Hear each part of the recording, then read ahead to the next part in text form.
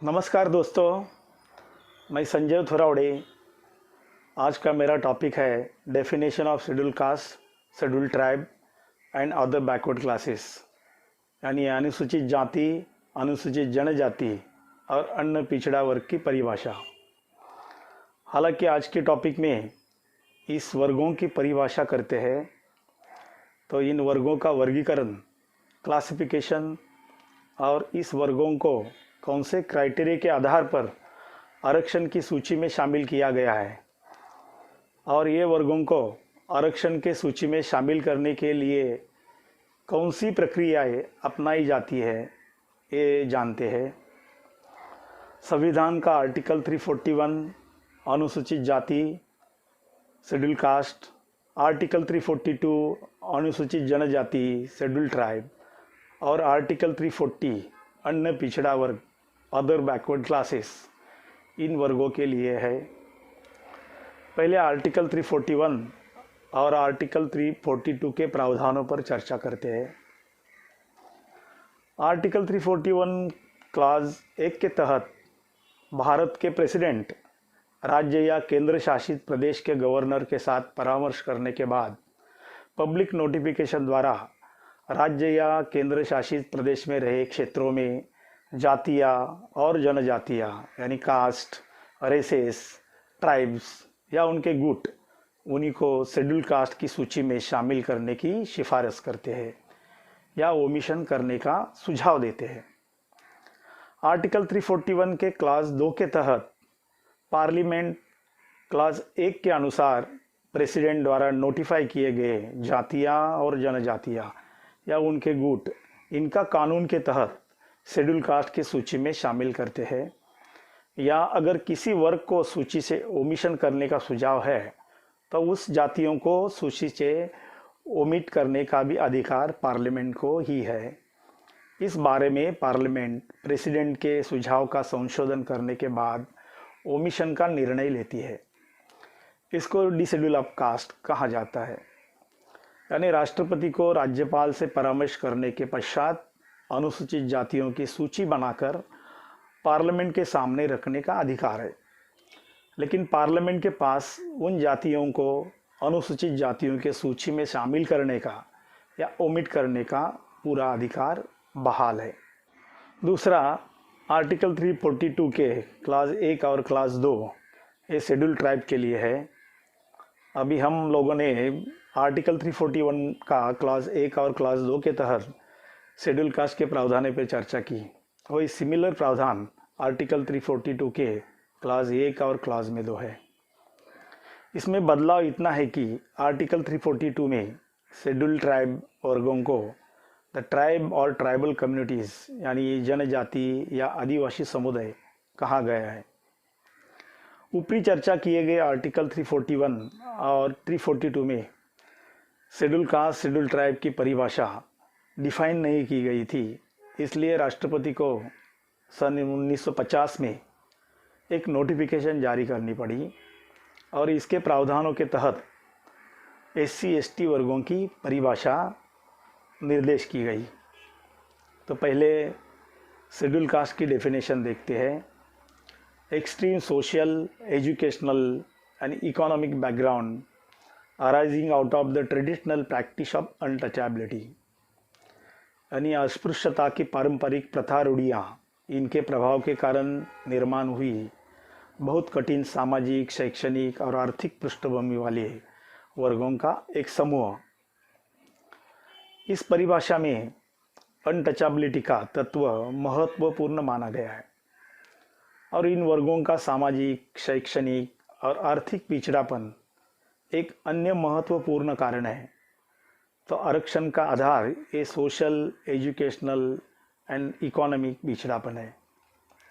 महत्वपूर्ण बात यह है कि शेड्यूल कास्ट ये वर्ग हिंदू, सिख और अब बौद्ध धर्मों में ही होना जरूरी है। इसलिए इन धर्मों में से किसी एक धर्म प्रोफेस करने की इस वर्ग को आवश्यकता होती है, लेकिन शेड्यूल ट्राइब ये वर्ग किसी भी धर्म में पाया जाता है। ये इसकी खासियत है। अभी शेड्यूल ट्राइब की परिभाषा देखते हैं।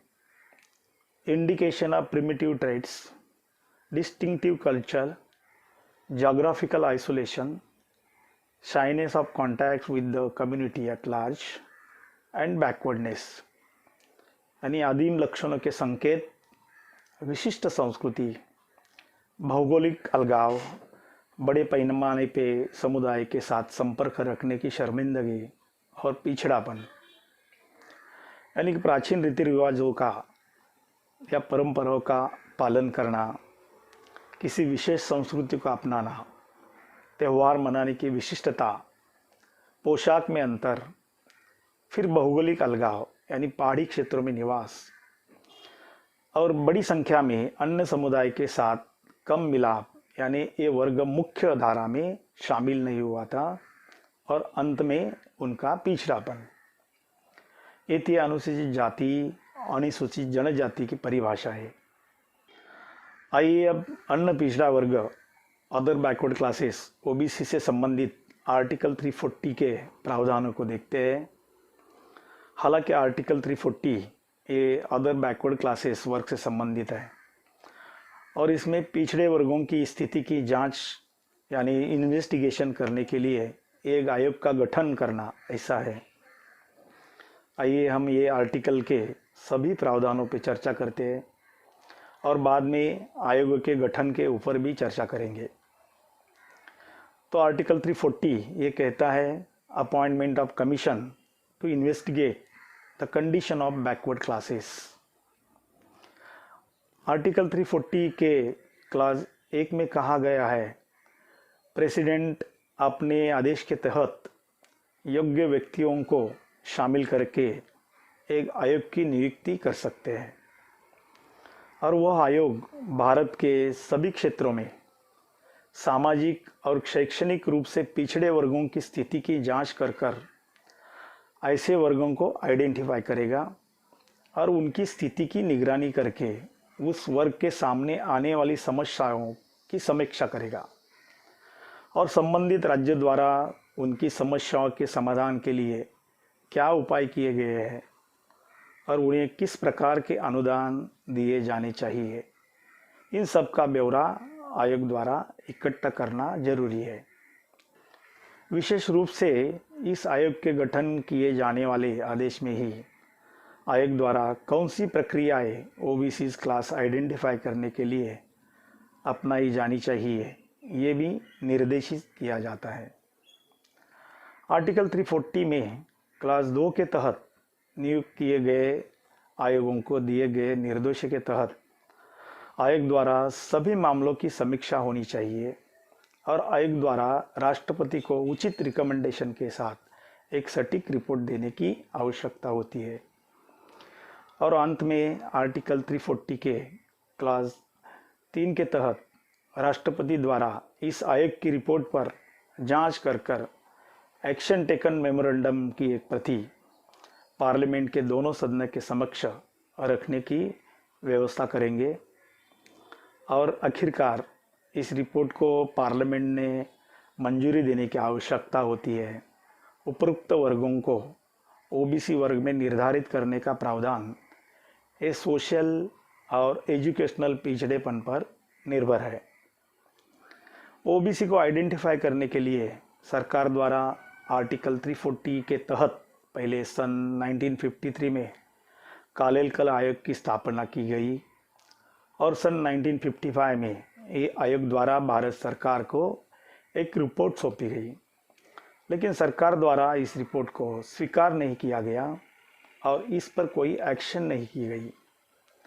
और फिर से एक बार सन 1979 में मोरारजी देसाई सरकार द्वारा मंडल आयोग की नियुक्ति की गई और सन 1980 में आयोग ने एक रिपोर्ट पूरी की जिसमें ओबीसी के पिछड़ेपन की जांच करने के लिए 11 प्रकार के मापदंड संकेतक इंडिकेटर्स का उपयोग करते हुए सोशल एंड एजुकेशनल बैकवर्डनेस के ऊपर ओबीसी वर्ग आइडेंटिफाई किए गए और उन वर्गों के लिए 27% आरक्षण की सिफारिश आयोग ने की, लेकिन उसके बाद में सरकार ने भी ये रिपोर्ट पार्लियामेंट के सामने पेश नहीं की।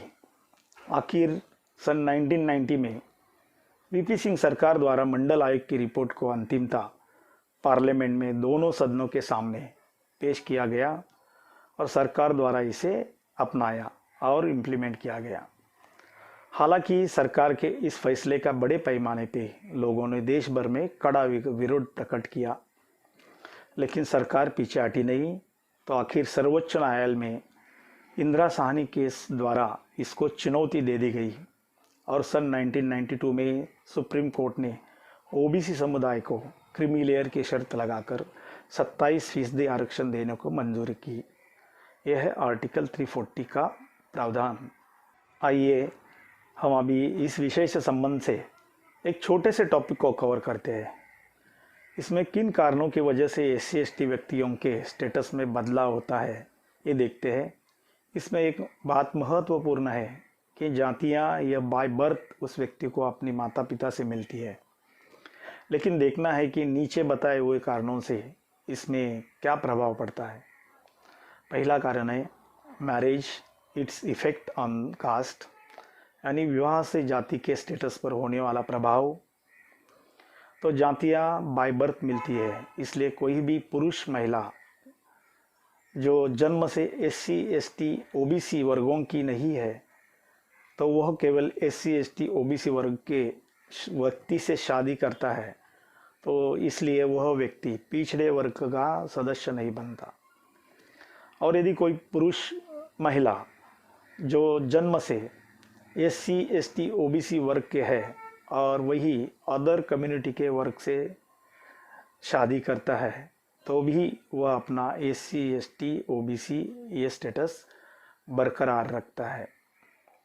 दूसरा इफेक्ट ऑफ कन्वर्शन और रिकन्वर्शन, इसमें रूपांतरण का क्या प्रभाव है वो देखते हैं। हालांकि जैसे कि मैंने पहले कहा था कि अनुसूचित जाति ये वर्ग हिंदू, सिख और बौद्ध धर्मों में ही होता है, जिसका अर्थ ये है कि उन्हें इनमें से किसी भी एक धर्म को प्रोफेस करना पड़ता है। और यदि इस वर्ग का कोई व्यक्ति बताए हुए 3 धर्मों से किसी भी धर्म को छोड़ के अन्य धर्म को प्रोफेस करता है तो उनकी अनुसूचित जाति की स्टेटस निकल जाती है। लेकिन अगर वह व्यक्ति रिकन्वर्शन करता है तो उसे यह अनुसूचित जाति का स्टेटस फिर से मिल जाता है। लेकिन शेड्यूल ट्राइब की व्यक्ति किसी भी धर्म को प्रोफेस कर सकती है और धर्म बदलाव से उनका आरक्षित स्टेटस नहीं बदलता है। उदाहरण के तौर पे देखें तो शेड्यूल ट्राइब का समुदाय मुस्लिम धर्म भी प्रोफेस कर सकता है। तीसरा माइग्रेशन यानी प्रवासन का इफेक्ट, ये देखते हैं। यदि कोई SC/ST व्यक्ति उनके ओरिजिनल राज्य से दूसरे राज्य में माइग्रेट होता है तो वो व्यक्ति को माइग्रेट हुए स्टेट गवर्नमेंट की सेवा में SC/ST होने का लाभ नहीं मिलता है। केवल उनके ओरिजिनल राज्य में ही सरकारी नौकरी में उनको आरक्षण मिलता है, लेकिन सेंट्रल गवर्नमेंट की सेवा में कोई भी राज्य के व्यक्ति को किसी भी राज्य में माइग्रेट होके आदिवास करते हुए भी आरक्षण का लाभ मिलता है। चौथा अडॉप्शन, गोद लेना। आइए देखती है इसके कारण क्या इफेक्ट होता है। इसमें अडॉप्ट किए गए बच्चे की अडॉप्शन की प्रक्रिया अडॉप्टिव गार्डियन द्वारा कानूनी तौर पर करनी आवश्यक है। इस मामले में यदि SC/ST के बच्चों को अदर कम्युनिटी के गार्डियन द्वारा अपनाया जाता है तो उसे उस गार्डियन का धर्म और जाति मिलती है और उन्हें आरक्षण नहीं मिलता। लेकिन अदर कम्युनिटी के बच्चे को SC/ST कम्युनिटी के गार्डियन द्वारा अपनाया जाता है तो उसे उस गार्डियन का धर्म और जाति मिलती है और उसे आरक्षण मिलता है। हालांकि मैं आज का सत्र यहाँ समाप्त करता हूँ। यदि आपको यह वीडियो का topic definition of schedule caste, schedule tribe and other backward classes informative लगा है तो आप इसको लाइक, सब्सक्राइब और फॉरवर्ड कीजिए और अगले वीडियो की प्रतीक्षा कीजिए। मैं जल्द ही वो लेके आऊँगा। अगर आपको इस विषय में कोई संदेह है तो आप मुझे कमेंट भी कर सकते हैं। Goodbye, take care, B